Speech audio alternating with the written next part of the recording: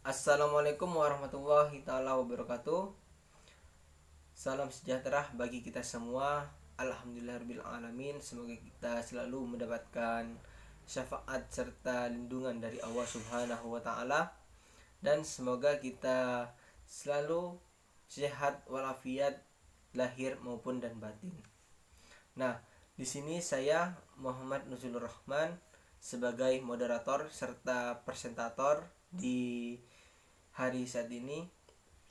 Saya akan memperkenalkan rekan atau partner presentasi dari kelompok 13, yaitu ada Rigza Asilah Dewi, dan saya sendiri Muhammad Nuzulur Rahman, dan yang terakhir ada Julia Puspita Andriani.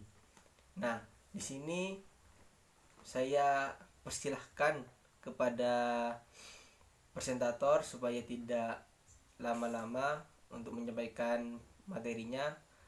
Saya persilahkan untuk memaparkan materinya. Assalamualaikum warahmatullahi wabarakatuh. Perkenalkan, nama saya Riza Asila Dewi, NIM 071. Baik, di sini saya akan menjelaskan tentang pengertian ikhtikar. Pengertian ikhtikar secara bahasa atau etimologi adalah perbuatan menimbun, pengumpulan barang-barang atau tempat untuk menimbun. Sedangkan menurut Imam Fairuz Abadi, mengartikan ikhtikar secara bahasa adalah mengumpulkan, menahan barang dengan harapan untuk mendapatkan harga yang mahal. Sedangkan pengertian ikhtikar menurut istilah atau terminologi adalah menahan atau menimbun barang-barang pokok manusia untuk mendapatkan keuntungan yang lebih banyak dengan menaikkan harga barang yang ditimbun. Berikut ini merupakan pengertian ikhtikar menurut beberapa ahli. Yang pertama, menurut Imam Al-Ghazali mendefinisikan ikhtikar sebagai penyimpanan barang dagangan oleh penjual makanan untuk menunggu melonjaknya harga dan menjualnya ketika harga melonjak. Yang kedua, menurut Abi Yusuf, ikhtikar adalah setiap benda yang apabila ditahan atau ditimbun menyebabkan gangguan bagi manusia. Yang ketiga, menurut Adi Warman A. Karim, ikhtikar ialah mengambil keuntungan di atas keuntungan normal dengan cara menjual dengan lebih sedikit barang untuk harga yang lebih tinggi. Berikut terdapat syarat-syarat ikhtikar. Berdasarkan definisi yang telah dikemukakan oleh para pakar fikih di atas, maka mereka mengemukakan 3 syarat. Jika 3 syarat terpenuhi, maka dikategorikan ikhtikar antara lain. Yang pertama yaitu barang-barang yang disimpan atau ditimbun itu adalah hasil dari pembelian. Yang kedua, barang-barang yang dibeli adalah barang komoditi, bahan makanan pokok, sebab itu adalah kebutuhan manusia secara umum.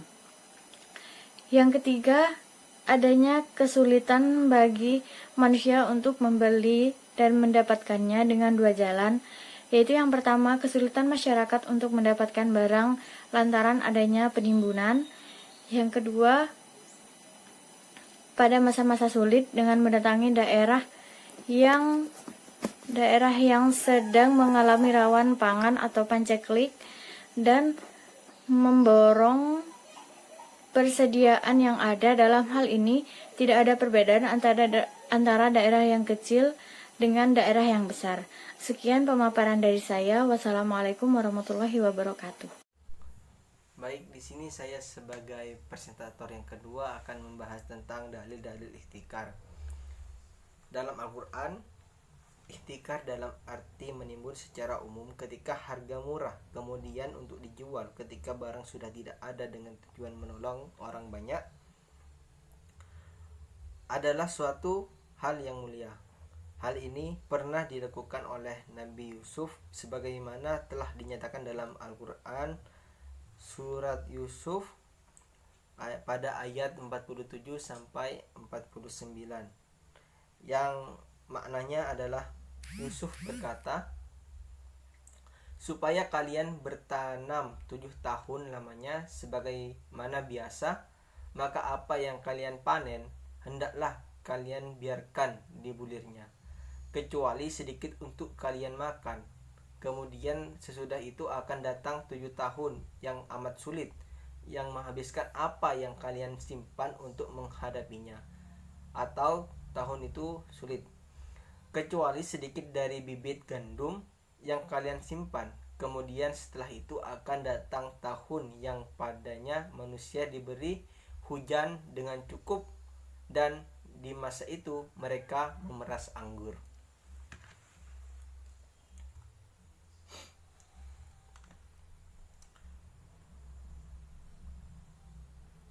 Dan terdapat dalam Quran surat Al-Asr ayat 7 yang maknanya juga harta rampasan fa'i dari mereka yang diberikan Allah kepada Rasulnya yang berasal dari penduduk beberapa negeri adalah untuk Allah, Rasul, kerabat Rasul, anak-anak yatim, orang-orang miskin, dan untuk orang yang dalam perjalanan, agar harta itu jangan hanya beredar di antara orang-orang kaya saja di antara kamu.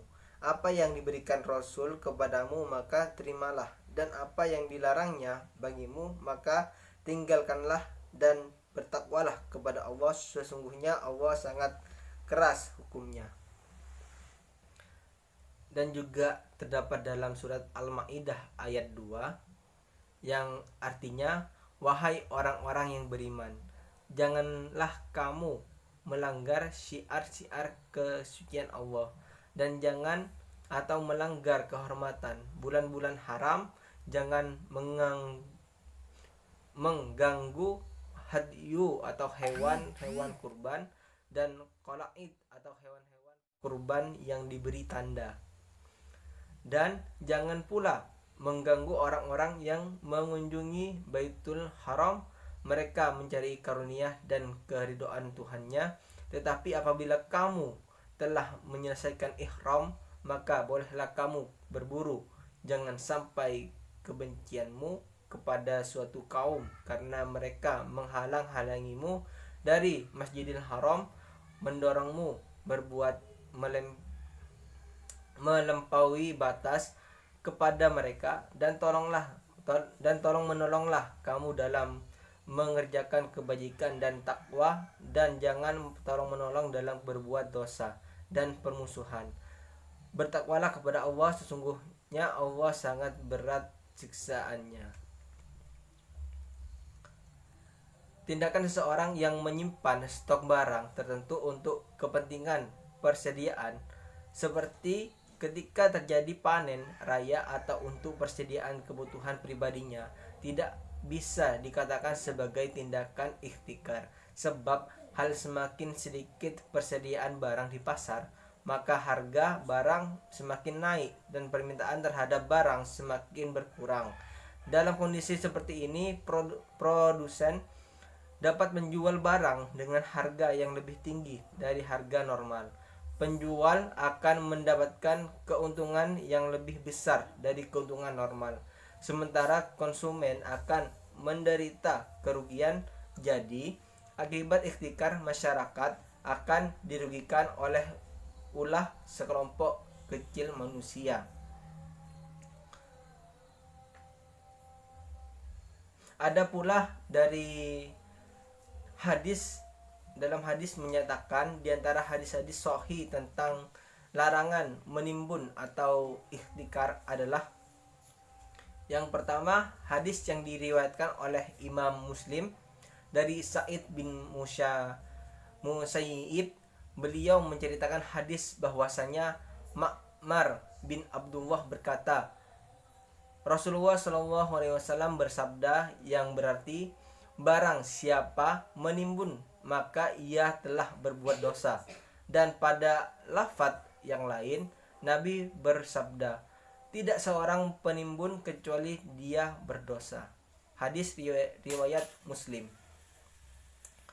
Yang kedua, dari Tabrani, Rasulullah SAW bersabda yang berbunyi, artinya barang siapa yang merusak harga pasar hingga harga itu melonjak tajam, maka Allah akan menempatkannya di dalam neraka pada hari kiamat. Hadis riwayat Ahmad dari Tabrani. Yang ketiga juga terdapat hadis dari Abu Hurairah, Rasulullah SAW bersabda yang berbunyi, siapa yang melakukan penimbunan barang dengan tujuan merusak harga pasar sehingga naik secara tajam, maka ia telah berbuat salah. Hadis riwayat Ibnu Majah dan Abu Hurairah.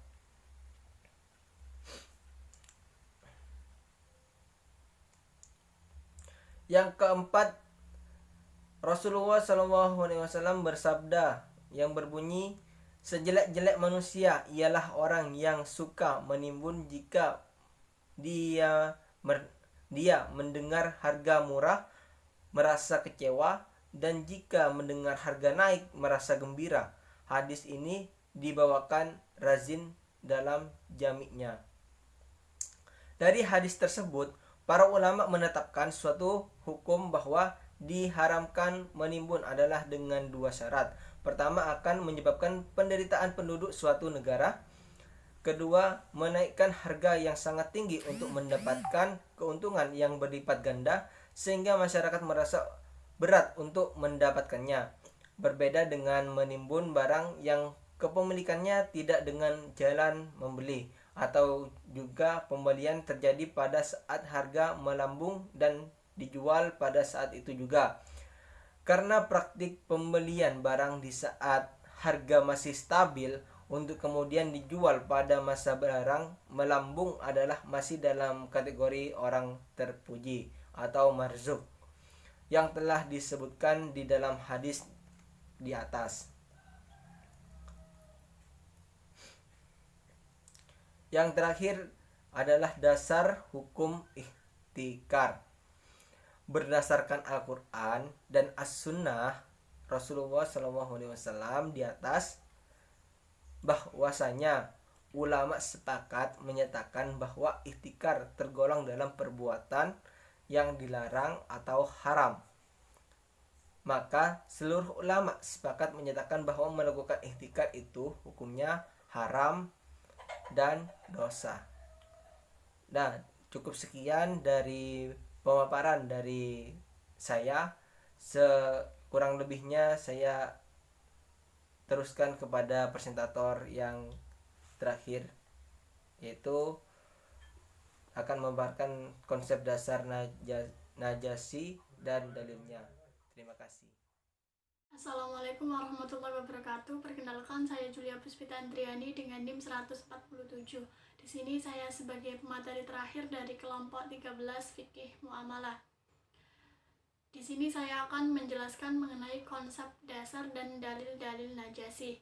Baik, langsung saja ke pembahasan pertama mengenai konsep dasar. Pengertian najasi. Ibnu Qudamah al-Maqdisi, salah seorang pemikir terkenal dari mazhab Hambali, mengatakan najasi itu adalah seseorang memberikan harga yang lebih pada barang dagangan dan dalam dirinya tidak ada maksud untuk membelinya. Dia hanya ingin memberikan manfaat kepada si pedagang atau agar ada pembeli yang melebihi dari harganya dan merugikan si pembeli. Beliau juga mengatakan bahwa najasi adalah menambahkan sesuatu dalam barang dagangan yang apabila orang atau pembeli tahu, mereka tidak akan membelinya. Kemudian dalil-dalil najasi. Pada dalil-dalil najasi ini ada dua sumber. Yang pertama bersumber dari hadis dan yang kedua adalah menurut para ulama. Baik, langsung saja yang pertama bersumber dari hadis. Di sini ada dua hadis. Yang pertama berbunyi, Bismillahirrahmanirrahim. An Ibni Umar radhiyallahu anhu anna Rasulullah sallallahu alaihi wasallam naha an najshi, yang artinya dari Ibnu Umar radhiyallahu an bahwa Rasulullah sallallahu alaihi wasallam melarang praktek jual beli najasi atau seseorang bersekongkol dengan penjual atau sengaja melakukan penawaran tinggi terhadap barang dagangannya dengan tujuan untuk mempengaruhi orang lain agar mau membelinya. Yang kedua berbunyi, an ibni Umar annan nabiyya sallallahu alaihi wasallam naha an najshi, yang artinya dari Ibnu Umar bahwa Nabi sallallahu alaihi wasallam melarang melakukan an-najasyi. Yang kedua adalah menurut para ulama. Para ulama berbeda pendapat mengenai praktek jual beli najasyi ini. Menurut ahlu zahir mengatakan bahwa jual beli tersebut rusak, dan Malik mengatakan bahwa jual beli itu cacat, dan si pembeli diberikan hak untuk memilih antara mengembalikannya atau mempertahankannya. Kemudian Abu Hanifah dan Syafi'i mengatakan bahwa jika najasi terjadi, maka penjual berdosa dan transaksi jual beli tersebut dibolehkan. Menurut Asy-Syafi'i, jika seseorang melakukan praktek najasi, maka orang tersebut berdosa, sedangkan jual belinya tetap sah. Menurut Asy-Syafi'i, bahwa pelaku najasi yang dianggap bermaksiat adalah mereka yang telah mengetahui larangan itu. Barang siapa melakukan najasyi, maka dianggap melakukan kemaksiatan jika ia mengetahui larangannya, sementara jual beli yang terjadi tetap dianggap sah. Demikian presentasi dari saya, kurang lebihnya mohon maaf. Wassalamualaikum warahmatullahi wabarakatuh.